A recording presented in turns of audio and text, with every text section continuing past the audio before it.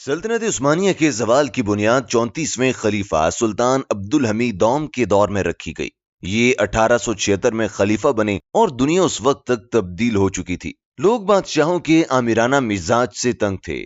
Europe میں جمہوریت آ چکی تھی، لہٰذا ترک عوام نے سلطان پر جمہوریت کے لیے دباؤ ڈالنا شروع کر دیا۔ ترکی میں یورپ اور امریکہ کے بھیجے ہوئے ایجنٹس بہت زیادہ ایکٹیو ہو چکے تھے، جس کو سلطان عبدالحمید سمجھ نہیں سکے تھے۔ سلطان نے دباؤ میں آ کر عثمانی سلطنت میں پہلا آئین نافذ کر دیا، پارلیمنٹ بنائی اور مدحت پاشا کو وزیر اعظم بنا دیا۔ لیکن یہ وزیر اعظم صرف نام ہی کا تھا، کیونکہ اصل اختیارات بدستور سلطان کے پاس تھے۔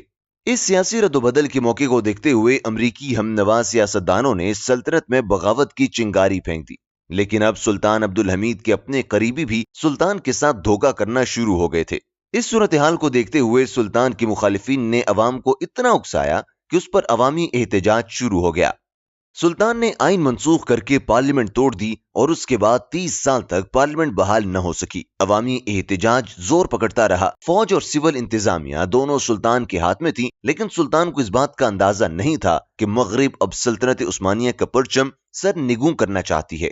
سلطان عبدالحمید نے یہاں پر سمجھداری دکھائی اور کچھ ایسے فیصلے کیے۔ بادشاہ نے فوج کو امریکی ہم نوا سیاستدانوں کو دبانے کا حکم دیا، لیکن ترک فوج نے انکار کر دیا۔ جنرلز نے بادشاہ کو مشورہ دیا کہ آپ اس کا سیاسی حل نکالیں۔ اب یہ وہ وقت تھا کہ امریکہ نے اپنا سکہ سلطنت عثمانیہ پر نافذ کرنا شروع کر دیا تھا، اور اکثر سلطنت عثمانیہ کے سیاستدان امریکہ نے اپنے کنٹرول میں کر لیے تھے۔ یوں کہہ لیجیے کہ اوپر سے لے کر نیچے تک سبھی سلطان عبدالحمید کے خلاف سازشیں کرنے میں مصروف ہو گئے تھے۔ فوج کے انکار سے سلطان عبدالحمید نے ایک ایسا فیصلہ کیا کہ امریکہ اور یورپ سلطان عبدالحمید کی قابلیت اور دانش مندی کو سمجھنے لگے۔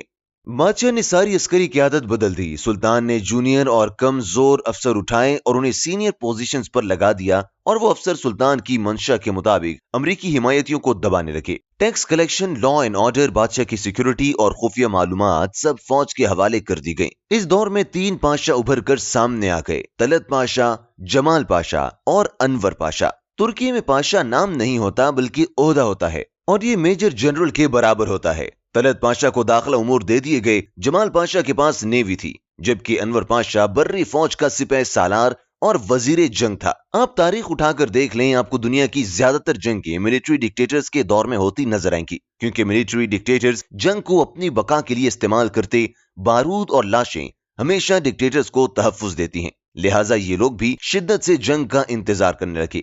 جرمنی 29 اکتوبر 1914 کو روس پر حملہ کیا، اور اگلے ہی دن انور پاشا نے روس کے ساحلوں پر بمباری شروع کر دی اور عثمانی سلطنت کو جرمنی کا اتحادی ڈکلیئر کر دیا گیا۔ اس طرح سے سلطنت عثمانیہ کو ایک نئی جنگ میں دھکیل کر سلطان کے پاور کو مزید کمزور کر دیا گیا۔ لیکن سلطان عبدالحمید نے دین اسلام اور مسلمانوں کی خاطر ان سبھی طاغوتی قوتوں سے تنے تنہا لڑ کر اپنی آخری سانسوں تک اپنی ریاست سے غداری نہیں کی۔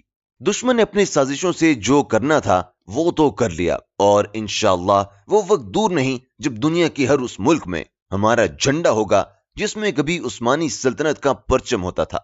دولت عثمانیہ کے آخری خلیفہ سلطان عبدالحمید دوم کی قائدانہ صلاحیتوں کے معترف اس وقت کے یہودی بھی تھے۔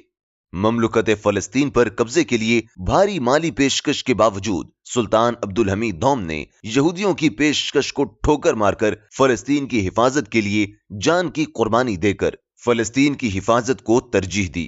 اقتدار کو ٹھوکر مارنا انہیں گوارا تھا، مگر یہودیوں کے آگے سر جھکانے سے انکار کرتے ہوئے مملکت فلسطین کے لیے قربانی دینے کو تیار رہے۔